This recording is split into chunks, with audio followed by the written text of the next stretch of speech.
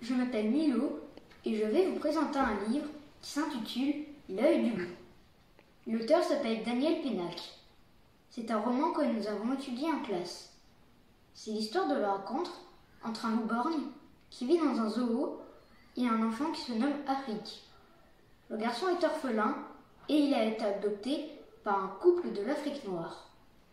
Son père travaille dans le zoo et chaque jour, le garçon vient voir le loup en le regardant fixement. Je vais vous lire le début de leur rencontre. Debout devant l'enclos du loup, le garçon ne bouge pas. Le loup va et vient. Il marche de long en large et ne s'arrête jamais. M'agace celui-là. Voilà ce que pense le loup. Cela fait bien 2 heures que le garçon est là, debout devant ce grillage, immobile comme un arbre gelé, à regarder le loup marcher. Qu'est-ce qu'il me veut? C'est la question que se pose le loup. Ce garçon l'intrigue. Il ne l'enquête pas, ou n'a peur de rien. Il l'intrigue. Qu'est-ce qu'il me veut? Les autres enfants courent, sautent, crient, pleurent. Ils tirent la langue au loup et cachent leur tête dans les jupes de leur mère. Puis, ils vont faire les clowns devant la cage du gorille et rugir au nez du lion dont la queue frotte l'air. Ce garçon-là, non. Il reste debout, immobile, silencieux. Seuls ses yeux bougent. Il suit le va-et-vient du loup le long du grillage. Il n'a jamais vu de loup ou quoi?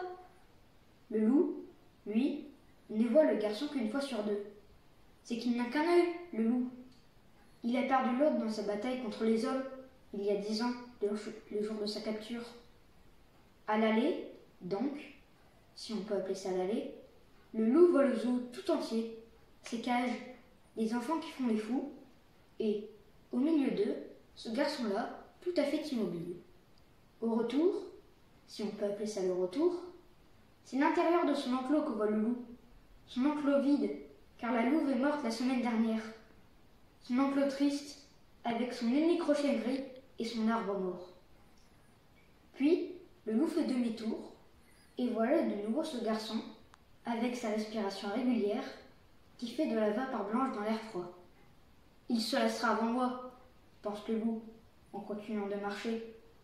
Et il ajoute, je suis plus patient que lui. Et il ajoute encore, je suis le loup. Mais, le lendemain matin, en se réveillant, la première chose que voit le loup, c'est ce garçon, debout devant son enclos, là, exactement au même endroit. Le loup a failli sursauter. Il n'a pas passé la nuit ici tout de même. Il s'est contrôlé à temps et il a repris son va-et-vient comme si de rien n'était. Cela fait 1 heure, maintenant, que le loup marche.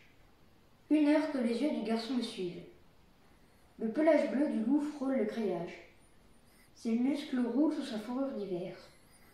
Le loup bleu marche comme s'il ne devait jamais s'arrêter. Comme s'il retournait chez lui, là-bas, en Alaska. Loup d'Alaska. C'est ce qu'indique la petite plaque de fer sur le grillage. Et il y a une carte du Grand Nord, avec une région peinte en rouge, pour préciser, Loup d'Alaska, Greenland.